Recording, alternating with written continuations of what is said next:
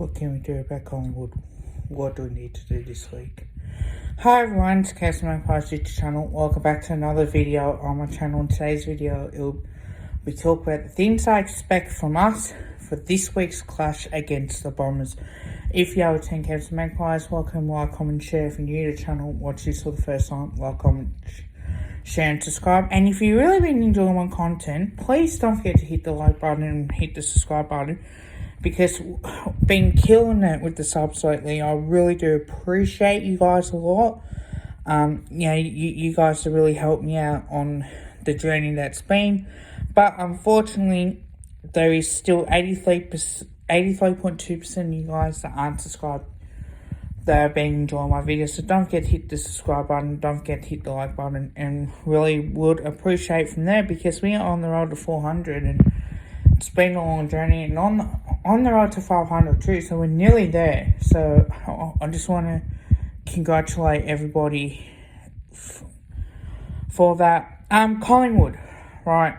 Hear me out for this.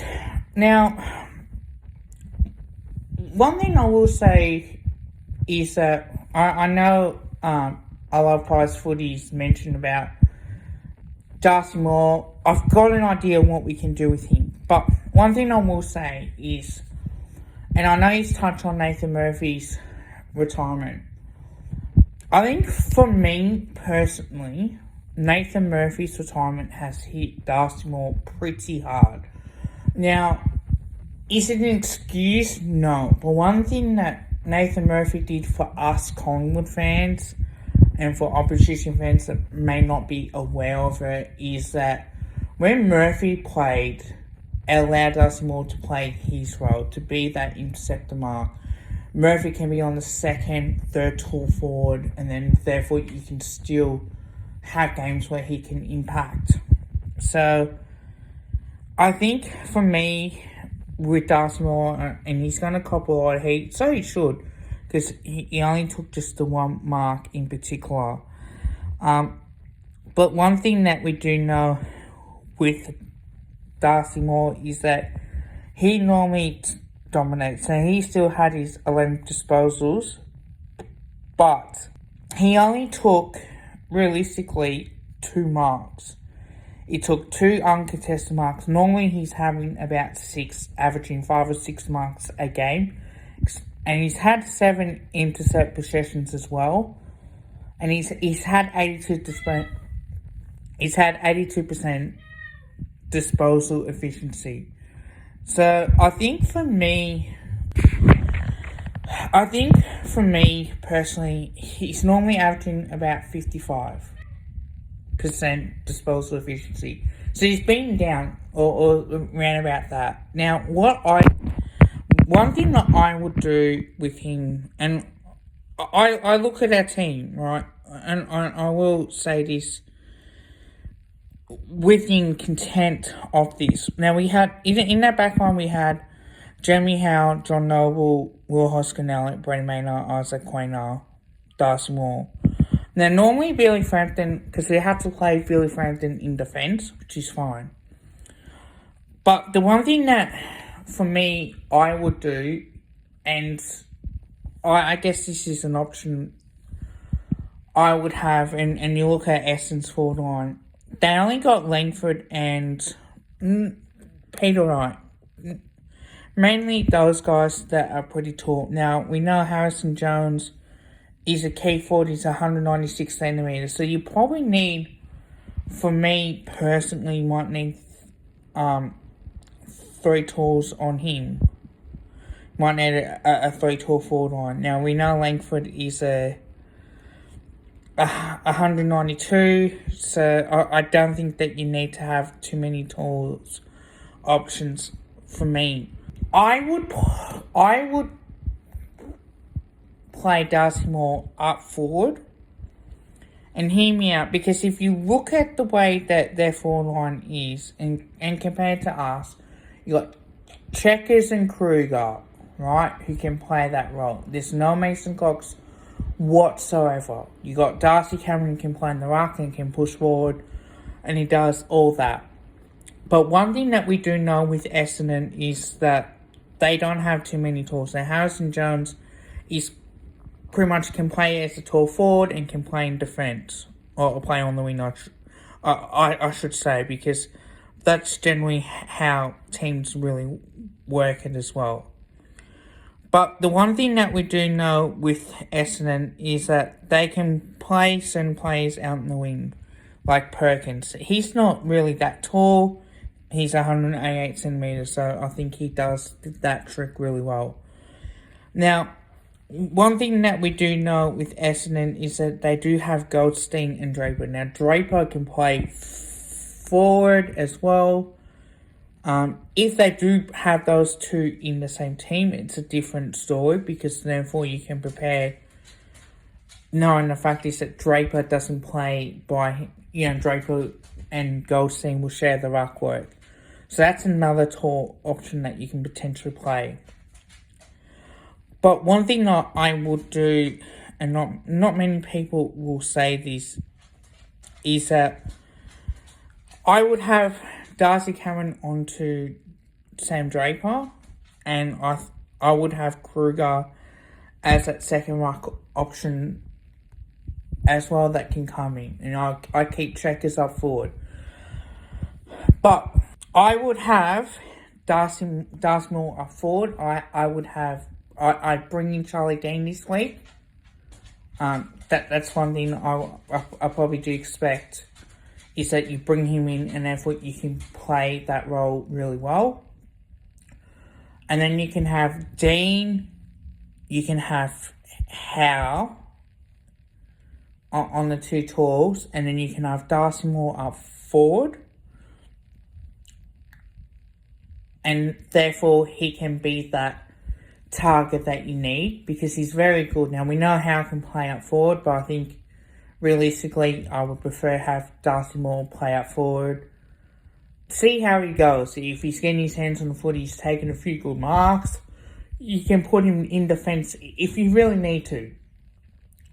Because you got to have Frampton and Dean playing in the back line, and therefore therefore with that you can have Howe on the third tall. And if you really want, you can have Darcy Moore as a loose, or you can put Darcy Moore up forward. Because if you have Dean in, the logical way would be Frampton out. But I think with Frampton, and this isn't on him, is that he doesn't quite read the play well enough. So he doesn't really do enough of what he needs to do. So therefore, for me personally, I would try and play both Frampton and Dean. If you really want, you can have Will Hoskin Elliott, move Darcy Moore up forward, and therefore you can have Hoskin Elliott in defence, you can have Howe in defence, and you can also have Billy Frampton in defence as well. And that way you can still give the lights Darcy Moore a chance. But I think for me, that's one way to look at. That's the options that we might need to start looking at, is having those ways. If we're gonna drop Frampton, I play Charlie Dean. That's the first choice now. But then again,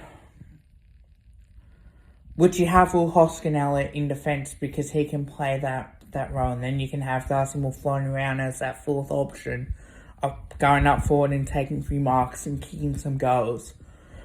And therefore getting his confidence up, then you might switch him in defence, or you might keep him on full for the whole game. I know I love Price Footy mentioned that, but to me, looking at it, that's what I would potentially do. It would depend on the situation as well. So that's number one with that, on what we do with Darcy Moore. Number two, and this is for me selection. Now, map selection is pretty simple. Lockie Schutz will come in. I think for me, this is where I get really frustrated in, because I look at our lineup, and while I think that Richards has done a good job, you think McCreary for Lockie Schutz, that would be the one for me. I would look at either Sullivan Now, I think Sullivan, I don't know how many disposals he had, but I don't think Sullivan had that type of a game. Now, we know with Hoskin Elliott, he still takes 3 marks with his 12 disposals. I reckon he does that pretty effectively. Sullivan only had the 9 disposals. Does he do enough? Probably not. He can play a bit in the midfield, but I think for me, you got to make the change as well. I think Richards has his case made to play this week, but I would potentially have Sullivan out, or I would have Harvey Harrison out. And that way you can try and play that brand of football as well. Now, knowing the stats here that I've got, Harvey Harrison had 5 tackles, so he's really done what he's meant to do. But Sullivan's only had the 1 tackle, I'm pretty sure. And he also had the 1 mark and he had 1 mark and 0 tackles. See, he hasn't quite done enough, in my opinion. So I would definitely make that change. And I would bring in Charlie Dean, potentially on that. And that way you can have, because you think Maynard should be alright, and Noble should be alright. So you think they'll be raring to go as well. But I do think that with that we need to, for the changes, that's potentially what I would do. Rocky Schultz will definitely come in and play that McCreevy role. He got caught a few times, it's unfortunate. But he, for me, I think he needs to do a little bit more. We'll definitely miss this week. I think Noble may not play on what I've heard. So if that is going to be the case, Noble doesn't play, then you can play potentially Charlie Dean as well. And you can try and really play that way on top of it, so you can try and get something moving as well. So Charlie Dean will probably come in. And also Lockie Schultz. With Billy Frampton, what I would potentially do is I would play him, probably drop him in the VFL as a potential, and maybe we bring in Bartel or Ned Long. I think either of them two might need to come in. So that way it's a like-for-like option as well. Or we can play Billy Frampton as a second ruck. We can keep Kruger. We can keep Darcy Cameron, or keep Kruger up forward. We can keep Mychek up forward. And if we need to, we can put Darcy Moore up forward as well. And have Frampton and Darcy Cameron as our first and second ruck, and therefore with Darcy and with Billy Frampton, he can push forward and take a mark, or he can go back in defence. So there are a couple of things that I would potentially do. Number 3, I want to talk about this because this probably pisses me off a little bit. Now, we are the comeback kings for a reason, but I think at times it's not always going to come out to plan all the time. I think what we need to do is that we need to start putting teams away. Now, when I look at the game, and the Gold Coast game is exceptionally that. Gold Coast jumped off and got off to a good start, right? We know they kicked the first 2 goals of the game. Then we might have kicked one, and then Ben King kicked another one. Then the goal miss, which probably could have kicked that one, to be honest, but might have kicked 2. So we got on with a bit of a run, a little bit when we got back-to-back goals and we had a little bit of a play. One thing that probably hurt was the Flanders goal. And then obviously Nathan Kruger missed, which probably could have kicked, but then the goal, he kicked the goal as well. one thing that we do is that we do have patches in the quarters where we do really well, especially in our second quarter. We'll have a little bit of a patch then where either we got back in the game or we've done well to get on top, but haven't quite, done the efficiency inside 50. So I think for me that is a concern where we are starting from behind.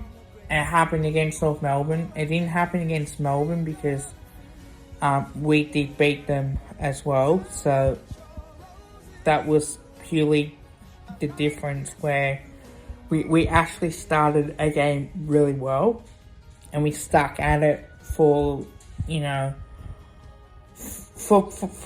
pretty much nearly 4 quarters.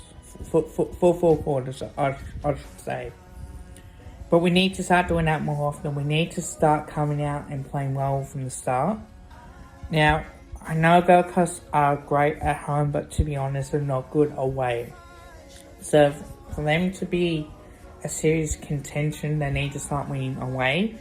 But I think for us, because we tend to travel well and we tend to back ourselves in, I think Fly's mentor has been great, but I don't think we can do it too many times. I think what we need to do is we need to start off really well from the start, and then probably at times where if we sense that the game is getting taken away from us, slow it down a little bit, get repeat stoppages, and then limited the damage of the opposition. Now if they kick 2 behinds in that and we kick another 2 more goals and we get out further in front, then we can reset and keep going, because we need to do that from each quarter. We can't afford to do that every single time, and that's been the issue as well with that. Number 5, I think, because we're going about selection, we're going on about the team aspect as well, like not starting well. Now, I don't think Essendon will wear a clash this week. They never do. When it's our home game. When it's their home game, we do. So one thing that I would do with the clash is that I would start the run a little bit, but then also start preparing to play a lot better. So once we start doing that, we can afford to play our brand of football and really get going as well. So if we can do that from the longer periods of time, that would be good. But I probably expect us to start off really well, as I said. I think we need to look at Darcy Moore forward, and either we have Billy Frampton, Charlie and Darcy Moore in defence, and maybe Will Hoskin Elliott goes back, and that way it's a like-for-like matchup. Or you bring in Charlie Dean, you have Jeremy Howe as on the 2 tools, and then that way you can look at the selection a little bit on what Essendon do. If they have Harrison Jones, if they have bit of the 2 rucks, I think that you should play Frampton as the second ruck, and you can have him in defence a little bit, and that way you can swap. You can keep Kruger up forward and still have that shot instead of having to have Jeremy Howe in there. You can have Darcy Moore as a key tool, get his confidence up, and that way, if you need to have him go back in defence, you can have him go back in defence late in games to take a few intercept marks as well. That's what I would do. But we know that Essendon aren't going to wear a clash, and they probably weren't likely. I would be shocked if they did wear a clash against us this week, because we know that they don't. So I think we need to start getting our run game going. I think the AFL needs to start looking at clash currencies, because there's been a lot more clashes than what people wanted to admit. Considering that there are a lot of clash kits with darker currencies and makes it so harder to tell. But I think we need to start getting our running game going. I think we need to start putting on a few extra goals and come out with that intensity right from the start to really try and kick a few goals, get 3 or 4 goals pretty quickly. When the opposition start to get a little bit of the footy and they start trying to get momentum a little bit, try and limit that damage. And that way we can try and hold up Essendon as much as possibly can.